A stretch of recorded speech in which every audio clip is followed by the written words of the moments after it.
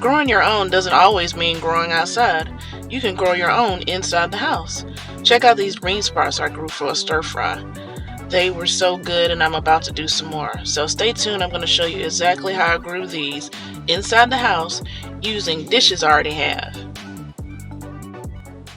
Now, I've seen various ways of growing bean sprouts online, but I kind of discovered a way that works best for me, and that's by using this double boiler that has a steamer basket for the top part of the device. It works excellent for being able to put your beans in the top and grow bean sprouts. But whatever you want to use, it needs to have a lid that keeps out most of any type of light in the room, an area where you can put the beans, and an area where that water can drain down. Like I said, this is what I already had in the cabinet, and it works for me, and I've seen these at Goodwill, in any type of discount store, so use what works best for you. Now next, you want to purchase some organic mung beans. This is generally what you see in the stores when you see bean sprouts for sale. It's mung beans that they're using. Now you can grow and use different types of bean sprouts. It all depends on what your taste and preference is. But if you're going for a classic like bean sprout you would buy in the grocery store, get some mung beans. Next, you want to measure out about a half a cup to a third of a cup of beans. It all depends on the size of the boiler and how many bean sprouts you want. But don't be fooled thinking that this is a small amount that you're measuring out for yourself. These beans are going to grow and spread into sprouts, and you're going to have a lot of bean sprouts, so you want to be ready. So don't overdo it, and if you do, you can just eat them. Next, you want to take the strainer that you've gotten out, rinse off your beans. I like to rinse them at least one time, maybe two, depending on if they're dusty or not, and then put them in the bottom of your boiler. Once you have them in the bottom of your boiler, then add water, just enough to cover the top of them. Put the lid back on, and you'll want to let these sit overnight. Oh, and one more thing, and this is critical. Do not sit your beans on the stove. You're not trying to cook them, you're just trying to get them to sprout.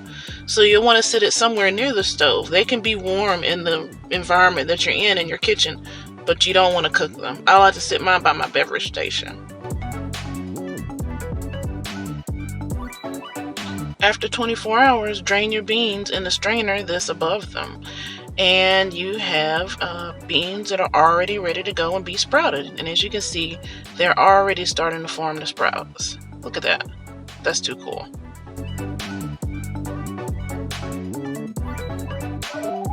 Now later on day one, I just decided to grab a glass of water and toss it over my beans and make sure the beans stayed moist so the sprouts could come on out.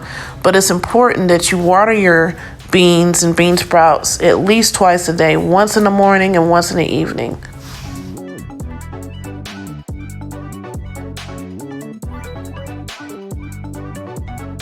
Now on day two, I decided to get a water bottle and punch some holes in the cap in the top of the water bottle with a knife. Be careful if you do decide to do this. I couldn't find my sprayer. I usually like to use a sprayer, but I couldn't find it. So, I was going back and forth. But the main thing is keep your beans moist inside the pot. And this is what they look like on day two. And this is what they look like on day three. As you can see, they're coming along really nicely. And the water bottle trick is working. Definitely going to do that again if I can't find my sprayer. But we're going to be having some bean sprouts soon. And this is what the bean sprouts look like on day four. As you can see, they have a nice length on them. You can eat them now or wait one more day to just give them a little bit more time to grow and get a little bit longer. And here we have our bean sprouts on day 5. As you can see, they have a nice length. They look a little weird because some of them still have the actual bean on the tip, but they're ready to go and put in any type of dish you want to use them in. They're crispy and tasty, and we love using these in soups and stir fries, or just munching on them. A lot of times when I grow them like this, before I even make the dish, I'll start munching on them. So give it a try. I'm sure you'll enjoy it and your family will too.